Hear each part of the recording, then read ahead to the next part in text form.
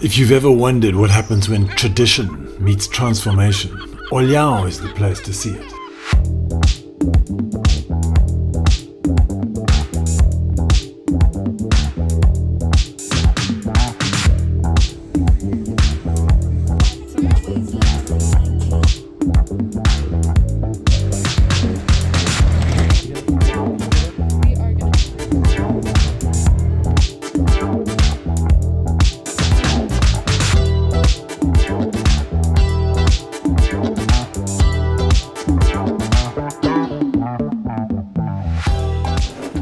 Hey, my name's Nick Robinson and I've lived in the Algarve for 23 years and I love it here. We've built up this great company that is helping people relocate, so get in touch and see what we can do for you at algarveaddicts.com. Now, a lot of our clients, we've bought houses for them in Olhao, and I was wondering why on earth would people want to move to Olhao, because traditionally it's been a bit of a rough neighborhood. So let's dive deep. Just come on, dive deep with me into the reasons why Olhao is now becoming quite the spot. Olhão wasn't much to start off with. It was just a few fishing huts that sat on the banks of the Ria Formosa. From what I can gather, it only really got going in the 17th century when fishermen started to congregate where the modern day market is. Now the name Olhão stems from Olhão, Olham. Let's check in with my daughter Isabella for the real story. Izzy, do you know why Olhão is called Olhão? Well, no one really knows why it's called Olhão, but some theories suggest that it comes from the word olho, which means eye in Portuguese, and that it's called that because it used to be a lookout point for fishermen. And also the fish nets, or the eyes of the fish nets or something. No one really knows. No one really knows. But anyway, so yeah, it's good to know that it comes from the word olho, which means eyes. Olhao grew and grew with rough, hardworking fishermen braving the elements every day to earn their keep. And they're still doing that every day. Look at this. I mean, these guys are going out every single day and it's beautiful, the sunrise, but I filmed this on a chilly December morning, so these guys are tough. Just to show how tough they were, even back in the day when the French decided to invade Portugal, this didn't sit very well with the Olhanenses, who's the people of Olhao. And on June the 16th, 1808, they revolted. They chased out the French, and then they left for an arduous journey across the Atlantic in this little boat called the Bon Sucesso, which means like good success, basically. Now their mission in crossing the Atlantic was to go and tell the king, who had exiled himself in Brazil, that he could now return from exile, and Portugal was saved thanks to the Olhanenses. And royal recognition then boosted Olhao massively, and it thrived throughout the commercialization of fishing through the 1900s. Still today, there are many local families who survive on the day's catch. So it commercialized, and it still kept its whole, little small business sort of family getting out to go and fish. And it's not just fish, it's along with oysters and clam harvesting in the Ria Formosa. Some people have their aquaculture farms. There's also big commercial fishing farms and big commercial fishing boats that go out deep into the ocean. Use Olhao as their base, and they go out to Morocco and all places which are quite far away to fish. There are some fishing farms you can see here, which is an actual fish farm, but it's under maintenance. There are fishing farms off the coast of Olhao, out in the deep ocean itself, and they're owned by Pingadores and other of these big grocery stores and grocery chains. Canning factories as well dominated the economy in the late 1900s, as did tuna and sardine fishing back in the day. And Olhao is still actually the biggest commercial fishing port in the Algarve, and the market, this market right here, is where you'll find some fantastic deals on fresh fish. We'll get to the market in a sec. This evening, my daughter and I had organized to go and stay in Olhao because Manuela, my wife, was actually all busy cooking Christmas dinner, and we just slipped out and decided to go and spend a night in Olhao, courtesy of our good friends Jorge and Silvia. And it was really, really cool of them to host us. So we met them for a little quick drink at Wine Time, this lovely little bar. And then we went to go and check out the apartment. And then afterwards, Izzy and I go out for a meal to eat at a place called Pizza na Pedra in Olhao on the main street, right next to the market, actually. Okay, so we're just sitting here in what's it called? Wine Mine. Wine time. Wine time. Okay. And it's very, very kindly that Sylvia has invited us to stay at her alojamento local, which is like an Airbnb tonight. So Izzy and I are going to go and stay there tonight. But we wanted to ask Sylvia exactly how she found this house. So Sylvia, how did you find this house? Hi, Nick. Hi. Well, we visit Olhão, and we were walking on this narrow streets at Barreto neighborhood, and we Is that the found name of the neighborhood? the Barreto? neighborhood. It's in the old town, and it's the most typical part of Olhão. It's near the markets and the Ria Formosa, and we were walking across this zone, and we fell in love with this because the streets are so narrow. They are like labyrinths, and you don't know where you will stop. You don't know where is the end, but you will always connect to the Ria Formosa, for instance. So there's no dead ends. You can always no. Well, you have alleys, but not dead ends. No. So we found a really good place with no cars, just walking street, and it's fabulous. We reconstructed. It's a very narrow house, very, very typical, very authentical, but it's narrow, and you have 4 floors. 4 floors in the one for the apartment. kitchen, Amazing. another for the master bedroom, another for another room, and then the terrace. And from upstairs, people, the wives from the fishermen, used to go upstairs to see when their men come from the sea, from fishing. Yeah. So it's very typical, it's very authentic, and I know you will like it. I can't wait to see it. Come on, let's go. Thank you.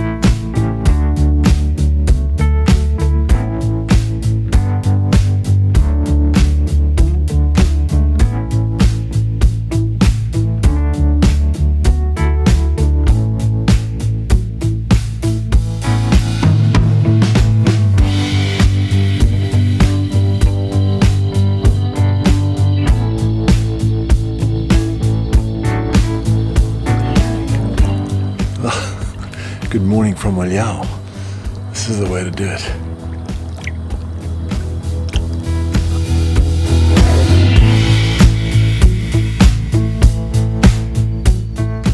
While I head around Olhão for an early morning walk and head around through the market and see the sunrise and listen to the people and get a feel for what's going on, I just want to introduce you to this new series. It's called Portugal Unlocked, and this is the first episode of it. And I'm going to go throughout Portugal and check out the food and the culture and the history and the geography of all these little different places and try and interview as many people as I can just to gauge what's happening and what's going on. So let's get down to business and have a chat with Dee Ramos. She's a fantastic lady who works in marketing in Olhão, and she's lived here her whole life. So we're just sitting here with Dee, who's kindly volunteered to interview with us about, she's Olhanense, mesmo. She's been here for her whole life, right? Yeah, that's awesome. it. So thank you so much for coming. No problem at all. We're here at this beautiful place, a good choice, Figo de Pita. Yeah, wonderful, like breakfast food spot. You've been here before? What? You've been here before, yeah? Yeah, I have. I've tried basically their whole menu. I'm a fan, so I'm biased against it. Excellent. But talking about food, so what are the dishes that best represent Olhão, and do you have a fantastic place to enjoy them? Well, I think... Or favorite place, sorry. I think the obvious and honestly correct choice is xerém. Xerém is this like cornmeal porridge. which we do. I think some places in the Algarve do, but it's more known about being from Olhão. And we do it with clams. Because you get different types of charang, don't you? Oh yeah. Charang de marisco, you're talking about seafood. Ours is the clam one. I think some people put bacon on it, like the tocinho, which is like this traditional bacon. Some people, not here in Olhão, it's not that common, but some people put shrimp on it. It's because it's a cornmeal, you can put basically anything on it. Right. And I think it kind of represents Olhão's kind of spirit in a way, because it's such a resourceful meal, because the traditional way how my family did it is we used to boil the clams, right, to cook them up, and then with the water of the clams you cook the cornmeal to do the porridge. Extra flavor and no wastage. Extra flavor, no wastage, so it's like very resourceful and it's delicious. So. And where is the best place for you to eat it in Olhão? Well, I love this tiny corner restaurant called Urroque. It's near the auditorium, near the Lota. So it's this corner restaurant that serves traditional food, traditional Olhanense food, traditional Portuguese food, and they, for me, have the best charang in Olhão. Awesome! I'm gonna have to go and walk past there, or maybe we have it for lunch. You never know. Yeah. But what's your favorite local tradition, and why is it important, do you think, to the people of Olhão? I think I have two. One of them is the legends, right? I think it's very important that we as a town, we grow, we evolve, but we also preserve what was foundational in the first place. And the legends are foundational to the town's history, to the town's mythology even. So I think But they were pretty weird. I mean, I went past the thing and I was like, what are these stories? No, you have to see them from the perspective of those are drunk sailors that conjured up all those stories. They got out of the boat, they went to the bars, and they saw things. And they just saw things, and you know how mythologies grow and evolve. But Absolutely. Okay, well, actually, we're going to go on a tour of those. How do you think Olhão has changed over the years, and what do you think makes it special today? Well, honestly, I think what makes it special is its blend of tradition and diversity. I think it's a place that managed to its soul. It's very much alive. You come to Olhão and you know it's Olhão, right? But also we had, as it grew and evolved, because it was a small village, small village. And then it grew to town, and we started getting a lot of diverse populations, foreigners. You mentioned Chinese and Indians. Yes, Yeah. there's a big Chinese population in Olhão. They are a beloved part of our community. They open restaurants, they do for local business, they do good for local business. Indian as well, we have... I'm biased in this, but I think we have the best Chinese restaurant in all Algarve. Really? And the best Indian restaurant in all Algarve. Come on, what's it called? The Chinese restaurant is Jingshan. Inshan. Jingshan. Jingshan, yeah. And you have Indian, we have Indian Hut 1 and 2. Okay. So we have the two of them, I think they belong to the same owner. But I will stand on this, best in all Algarve. And I think that's what's brilliant about Olhão. It's becoming this melting pot in which people can join our community, they can be part of this very soul-filled town, this very characteristic town, but they can also add to it. And I think our diversity is... I think that's one of the best things that you said, is that the fact is that people come and add to it. Yes. They don't delete the old culture, so you still have the old culture and the new culture. Absolutely. I think it's like the fact that new people came and new cultures came did not delete ours. You can still find tons of Olhanense restaurants, very traditional food, very traditional businesses, but you can also find other types of cuisine, other types of cultures. And like pink lattes. Pink lattes and golden lattes. Have you tried them? No. But those are nice as well. With spices. It's a bit of a blend. Sounds fantastic. But awesome. Well, thank you so much. I really appreciate you taking the time out to chat to us. And it's been very, very insightful. Thank you so much, Dan. No problem at all. Dee. Thank you. Dee. All right, let's go and grab that pink latte, shall we? Yes, that's a pink latte. But now let's go and check out these 5 or 5 lendas, the 5 legends or myths that apparently these drunk fishermen have dreamed up. It's a pretty obscure. But now I'm not going to spoil it for you. So I think if you really want to understand these legends and these myths and these stories, you need to go to Olhão and actually read them. Or if you want a shortcut, I'll provide a link in the description below where you can read a little bit about the stories.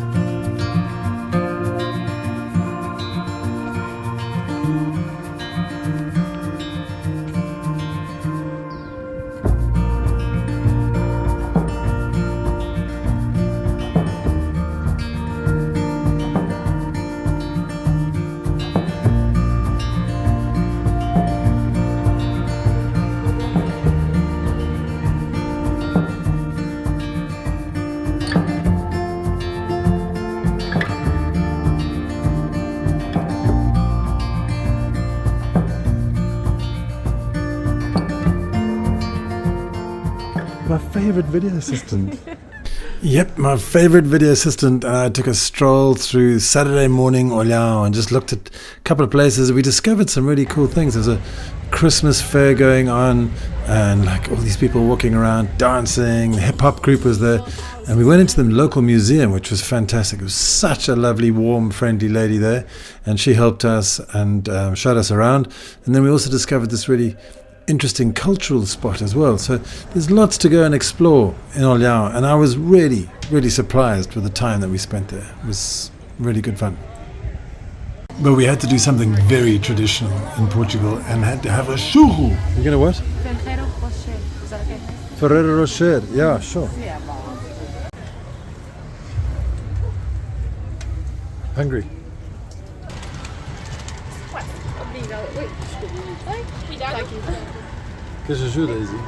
Obrigada, desculpe. We are gonna share it. Well, it's dripping, so I can't really. Bom dia. So you see, Olhão is not as rough as it once was. It's not as tough as it once was. But it's becoming an interesting place to live. And I've made I think this is the third video I've made about Olhão. And in the beginning I was like, this place is not so good. And then slowly I've been coming back again and again and again, and it really grows on you. And all our clients are testament to the fact that they just love the fact that it's really walkable. You know, you can walk around, there's no big hills, not like Lisbon or anything where you have hills all over the place. It's easy to get to everything, and it's beautiful. I mean, the construction has all been renovated, very, very close to the markets. And you can see just behind the markets all this cubist architecture, which is it's kind of like a Moorish souk, like a Moroccan bazaar. And it's like super narrow streets, and it really gives you a cool feeling. And everything is now being regenerated and nice clean walls and things. So there are parts of now that are still sketchy and yucky, but the main part down the front is fantastic. And there's restaurants. They're great. New marina. And just the fact that you can zip out to the islands in a heartbeat on a ferry or in a private water taxi, just go and chill out on those beautiful beaches where hardly anyone's there. So, yeah, Olhao's actually got a lot going for it these days. So if you are considering relocating to Portugal, first of all, get in touch with us at algarveaddicts.com. And secondly, consider Olhão. All right, guys, thanks so much. We're going to see you next week in the Portugal Unlocked series. Might be something different, might not be, but I know that for a fact that we're going to venture up to Coimbra, we're going to venture to Nazaré and try and find some big waves, and then we're going to go down to Sintra, and then there's another trip which I'm going to tell you about, and I think I should try and keep you updated in the comments, not the comments, what is it called, the community tab in YouTube, and I'll try and keep you abreast of my plans before I do them. All right, guys, thank you so much for watching. I really appreciate it. See you next week. algarveaddicts.com. We'll see you next week, but if you need any help relocating to the Algarve, click through to our website, algarveaddicts.com. We offer tours, immigration assistance, long-term rentals, and we can buy you a house.